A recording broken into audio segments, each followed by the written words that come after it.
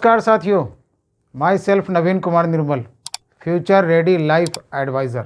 Life का adviser आपको future के लिए तैयार करना। बहुत दिनों से डिमांड आ रहा था कि सर कुछ नया क्वेश्चन होना चाहिए। तो लीजिए, कुछ नया क्वेश्चन मैं लेकर के आया हूँ। लेकिन एक चीज़ याद रखिएगा कि जो थीम है वो बदलता नहीं है। आप जो हमारे पुराने वीडियो हैं उन सबको भी देखिए, क्योंकि उन्हीं सब में से क्वेश्चन आता रहता है, वो चेंज नहीं होता है। जैसे सपोज दैट मैथ में बोलते हैं ना कि 2 दूनी 4 बोलते हैं या 2 2 जा 4 बोलते हैं, ये कोई चेंज तो होता नहीं है।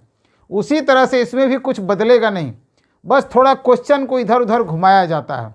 तो लीजिए, इसकी शुरुआत करते हैं। और हाँ, आप लोग इस चैनल को सब्सक्राइब कर लीजिए, क्योंकि मैं ऐसा नहीं कि सिर्फ क्वेश्चन डाल रहा हूँ, ऐसे ऐसे भी वीडियो डालता हूँ बीच बीच में, जो आपको बड़ा बिजनेस बनाने में मदद करेगा।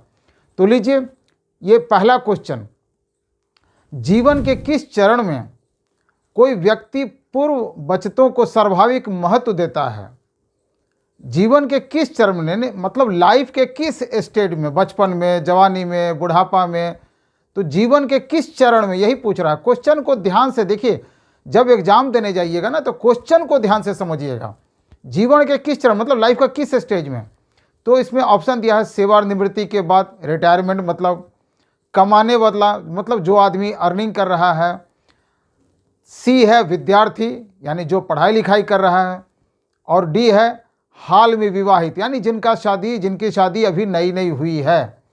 तो आप एक चीज़ देखिए, क्वेश्चन क्या पूछ रहा है कि जीवन के किस चरण में कोई व्यक्ति पूर्ण बचतों को सर्वाधिक, माने सेविंग को, बचत करने को महत्व कब देता है। तो जाहिर सी बात है कि जब आदमी रिटायर कर जाता है ना, तो वो सोचता है कि अब तो मैं पैसा कमा नहीं रहा हूँ, तो जो मेरे पास पैसा है उसको बचा के रखना है। तो इसका सही आंसर होगा सेवानिवृत्ति के बाद, क्योंकि अब उसका कमाई का साधन बंद है। और कमाने वाला तो सोचता है कमा ही रहे हैं, कोई दिक्कत नहीं है। स्टूडेंट को भी उतना सेविंग का चिंता नहीं रहता है। तो इसका सही आंसर होगा ए। दूसरा क्वेश्चन है, निवेश समय सीमा। निवेश समय सीमा मतलब जो इन्वेस्टमेंट करते हैं उसका टाइम पीरियड, 2 साल, 4 साल, 5 साल, 10 साल। तो निवेश समय का सीमा क्या है? 5 साल है, 10 साल है, 15 साल है, 20 साल है, उसी को बोलते हैं निवेश समय सीमा। और प्रतिफल के बीच क्या संबंध है, यानी कितने लंबे समय तक निवेश कर रहे हैं उसकी समय सीमा क्या होगी, और प्रतिफल यानी उससे इंटरेस्ट या बोनस वगैरह, तो समय सीमा और जो बोनस इंटरेस्ट वगैरह मिलता है, दोनों के बीच में क्या संबंध है? ए, दोनों किसी भी तरह से संबंधित नहीं हैं। बी, बड़ी निवेश समय सीमा अधिक प्रतिफल। सी, बड़ी निवेश सीमा कम प्रतिफल। डी, बड़ी निवेश समय सीमा प्रतिफल पर अधिक कर, मतलब टैक्स। अब इसका देखिए सही आंसर होगा, थोड़ा सा आप भी अगर बार बार पढ़िएगा तो समझ में आएगा कि लंबे समय तक अगर निवेश का समय सीमा अगर लंबा होगा, 20 साल होगा, 25 साल होगा, जितना ज़्यादा लंबा होगा, तो उसका प्रतिफल में संबंध क्या होगा? तो उसका सही आंसर होगा बी वाला, बड़ी निवेश समय सीमा, यानी लंबे समय तक अगर निवेश करेंगे तो अधिक प्रतिफल मिलेगा। तो इसका सही आंसर होगा बी। और अगला क्वेश्चन, यूनिवर्सल जीवन बीमा पॉलिसी पहली बार कहां शुरू की गई थी? वर्ल्ड में जिसका बोलबाला है अमेरिका, यानी सही आंसर इसका ए होगा। तो याद रखिएगा, अगर भूल भी जाएं यूनिवर्सल जीवन बीमा, तो वर्ल्ड का लीडर कौन है, सबसे बड़ा ताकतवर कंट्री कौन है? अमेरिका। तो अमेरिका याद रखिएगा, ये याद करने का तरीका मैं आपको बता रहा हूं। अगला क्वेश्चन है, निम्नलिखित में से किसी एक मियादी पॉलिसी खरीदने की सबसे अच्छी सलाह दी जाती है? मियादी पॉलिसी को अंग्रेजी में बोलते हैं टर्म पॉलिसी। टर्म, मियादी बीमा खरीदने की सबसे अच्छी किनको दी जाती है सलाह कि आप टर्म पॉलिसी खरीद लीजिए? क्वेश्चन को समझिए, निम्नलिखित में से किसी एक मियादी पॉलिसी खरीदने की सबसे अच्छी सलाह दी जाती है किनको?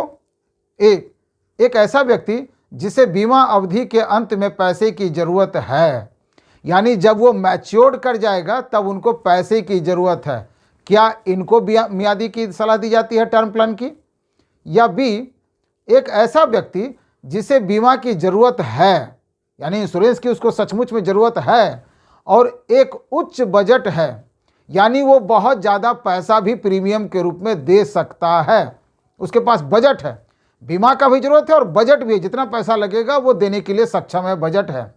सी, एक ऐसा व्यक्ति जिसे बीमा की जरूरत है लेकिन बजट कम है, छोटा है बजट।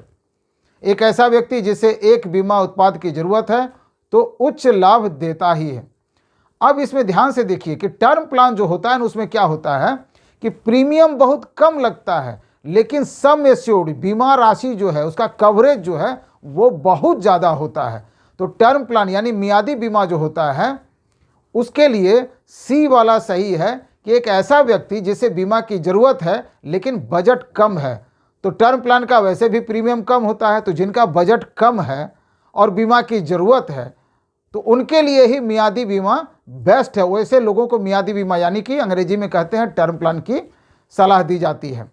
अगला क्वेश्चन है, निम्नलिखित में से किसी एक मियादी पॉलिसी खरीदने की सबसे अच्छी सलाह दी जाती है। अब फिर से टर्म पॉलिसी के बारे में बता रहा है, सबसे अच्छी पॉलिसी, तो वो हम आपको बता ही चुके हैं कि सी वाला है। अब अगर पॉलिसी जारी करते समय इसके कुछ नियमों और शर्तों में संशोधन किया जाना आवश्यक है।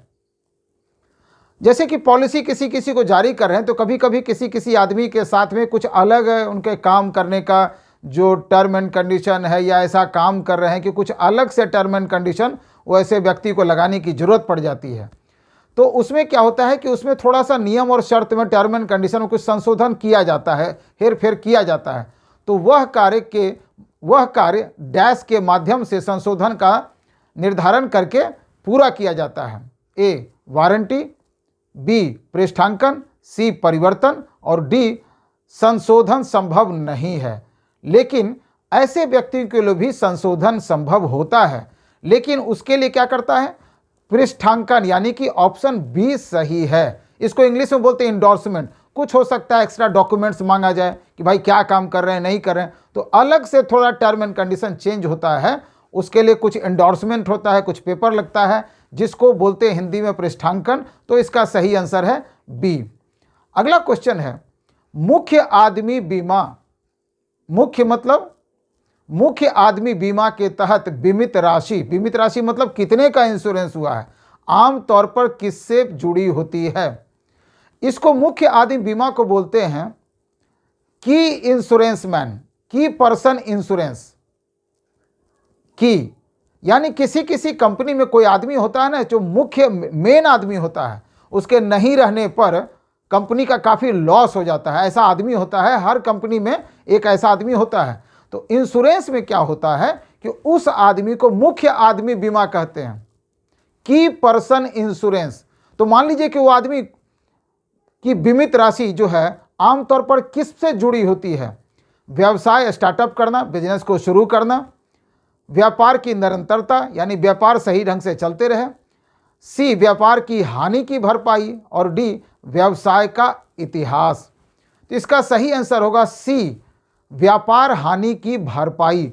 यानी कि पर्सन इंश्योरेंस क्यों किया जाता है, मुख्य आदमी बीमा, कि अगर उसके नहीं रहने पर कुछ हो जाए, उसको विकलांग हो जाए या नहीं रहे, गुजर जाए, तो कंपनी का जो नुकसान होगा तो वहाँ की पर्सन इंश्योरेंस यानी मुख्य आदमी बीमा के लिए बीमा लिया जाता है। तो इसका सही आंसर होगा सी व्यापार हानि की भरपाई। अगला क्वेश्चन है, कंपनी की बिक्री में सुरेश का योगदान 20% है। अब सोचिए एक आदमी सुरेश है और उसका जो सेल होता है 20% अकेले सुरेश का कंट्रीब्यूशन है, योगदान है। सुरेश की वजह से 20% का सेल होता है। वह अपने काम को जारी रखने में असमर्थ है। उसकी विकलांगता के बाद कौन सी पॉलिसी नुकसान की भरपाई के लिए कंपनी की मदद करेगी। अब सुरेश जिसकी वजह से 20% जो है कंपनी का प्रॉफिट हो रहा था सुरेश की वजह से, लेकिन अगर वो विकलांग हो गया तो कौन सी पॉलिसी उसको मदद करेगी। A term insurance plan, B बंदोबस्ती योजना, सी संपूर्ण जीवन योजना, डी प्रमुख व्यक्ति बीमा। तो इसका सही आंसर होगा डी वाला, की पर्सन इंश्योरेंस। प्रमुख व्यक्ति, यही सुरेश जो यहाँ पर क्या इस कंपनी में प्रमुख व्यक्ति है, तो इसके ऐसे लोगों के लिए कौन सा बीमा होता है? तो जो की पर्सन इंश्योरेंस, प्रमुख व्यक्ति के लिए जो बीमा किया जाता है उसका नाम होता है डी, प्रमुख व्यक्ति बीमा। अगला क्वेश्चन है, उससे पहले मैं आपको याद दिला दूं कि आप भूलिए मत, अभी तुरंत सब्सक्राइब कर लीजिए, क्योंकि मैं इसके अलावे भी वीडियो डालता रहता हूं और पास करना ही मकसद है। पास करने के बाद आप हमसे फिर दोबारा संपर्क कीजिएगा, मेरा नंबर दिया हुआ है, क्योंकि इसके बाद बड़ा बिजनेस कैसे करेंगे, 1 साल के अंदर MDRT कैसे करेंगे, ये सब मैं आपको बताने वाला हूं। तो लीजिए, अगला क्वेश्चन है, बंधक मुक्ति बीमा यानी कि मॉर्गेज इंश्योरेंस इसको बोलते हैं, के अंतर्गत वर्गीकृत किया जाता है बढ़ती टर्म जीवन बीमा, घटती टर्म जीवन बीमा, परिवर्तित जीवन बीमा, यूनिवर्सल जीवन बीमा। तो इसका सही आंसर होगा घटती टर्म जीवन बीमा, आंसर इसका बी वाला होगा। अगला क्वेश्चन है, घटती मियादी बीमा में प्रीमियम भुगतान समय के साथ बढ़ता है, ए, बी घटता है, सी स्थिर रहता है और डी वापस किया जाता है। तो एक चीज याद रखिएगा, जहां भी टर्म प्लान है उसका जो प्रीमियम हर साल जो जमा करते रहते हैं, न वो घटता है, न वो बढ़ता है और न ही वापस किया जाता है, वो प्रीमियम स्थिर रहता है। मतलब जैसे कोई आदमी अगर 50,000 रुपया सालाना दे रहे हैं तो वो हर साल 50,000 रुपया देते रहेंगे, वो 40,000 भी नहीं होगा, वो 60,000 भी नहीं होगा, यानी स्थिर रहता है। इसका सही आंसर होगा सी। अगला क्वेश्चन है, बंधन मुक्ति बीमा के पीछे का क्या उद्देश्य है? मॉर्गेज इंश्योरेंस के पीछे क्या इंश्योरेंस है? मॉर्गेज मतलब समझ सकते हैं, जैसे बैंकों में मॉर्गेज कर देते हैं और उस पर लोन मिल जाता है।